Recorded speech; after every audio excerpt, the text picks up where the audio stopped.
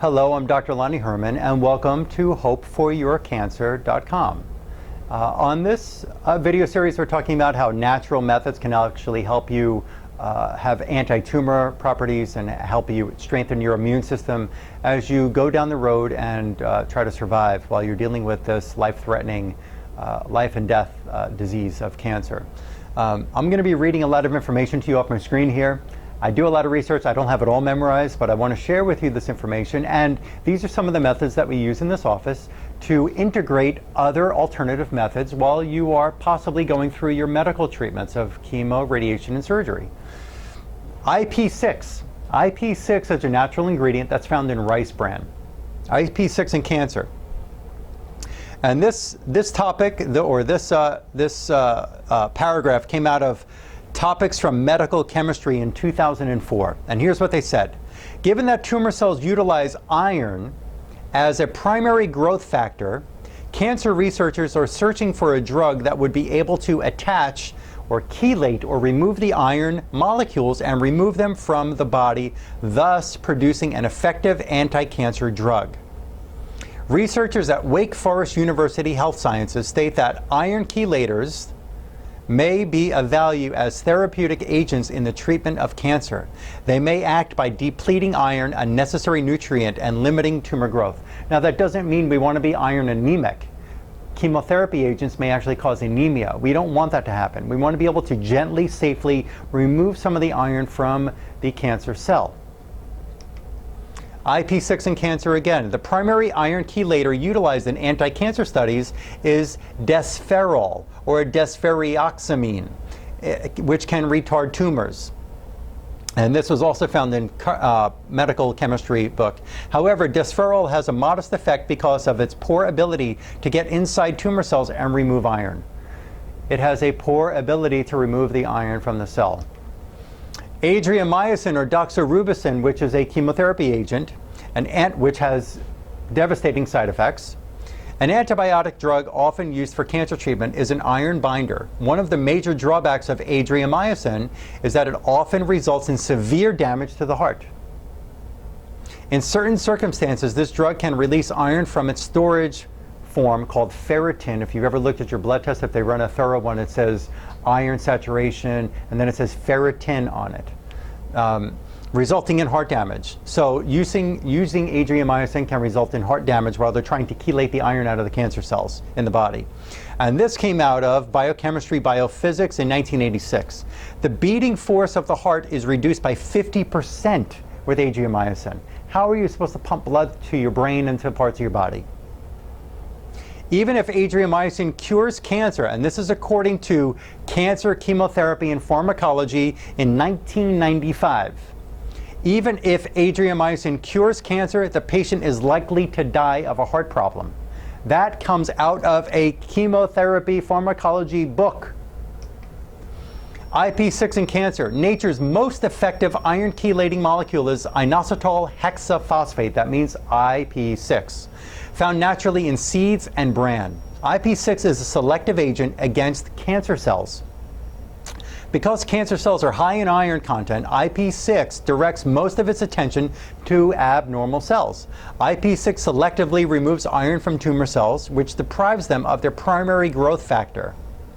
Ip6 does not remove iron from red blood cells, which are tightly bound to hemoglobin. What I said before is you don't want to be anemic. You want to have proper iron levels in your blood. You need iron in your blood because it carries oxygen in the hemoglobin. It carries oxygen to all tissues of your body.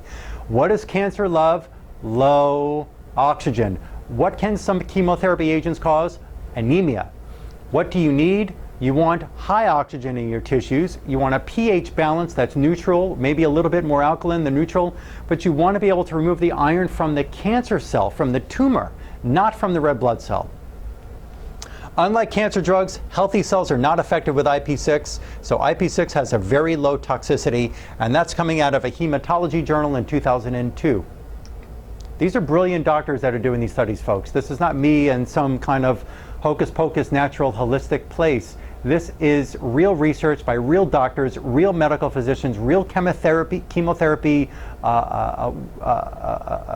physicians doing real research. As an alternative to chelating drugs, Ip6 has been shown to desirably alter the expression of proteins produced by the P21 and P53 genes that control cancer growth. But it goes unused in cancer treatments, and this is from Anti-Cancer Research in 1998. As an alternative to chelating drugs, Ip6 has shown desirable expression to alter the proteins produced that can control cancer growth. Here's some more. Let me read these to you, and you just have to sit back and listen, or you can do the research on your own when you click pause on this video. Ip6 enhances the anti-cancer effects of adriamycin and tamoxifen, two commonly used cancer drugs. However, it goes ignored by cancer doctors, and that's coming out of that comes out of breast cancer research treatment in 2003.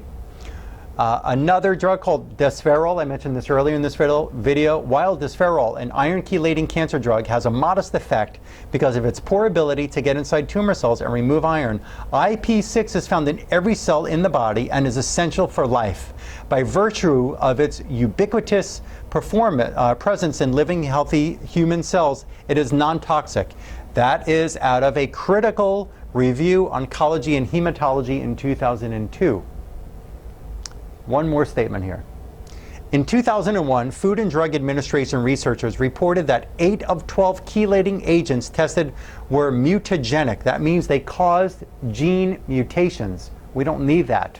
You don't want to have 2 heads and 6 fingers or 6 toes, or have cancer cells start to develop. Among the 4 non-toxic chelators was Ip6, and that comes out of another brilliant research journal. So what do I have to share with you? We use Ip6 in the practice. It's a great chelator of iron out of the cancer cells. It's a great antioxidant. It helps to support a strong immune system. But again, you don't want to just go out and buy bottles of this stuff. You got to make sure that certain other factors in your body are okay to absorb this.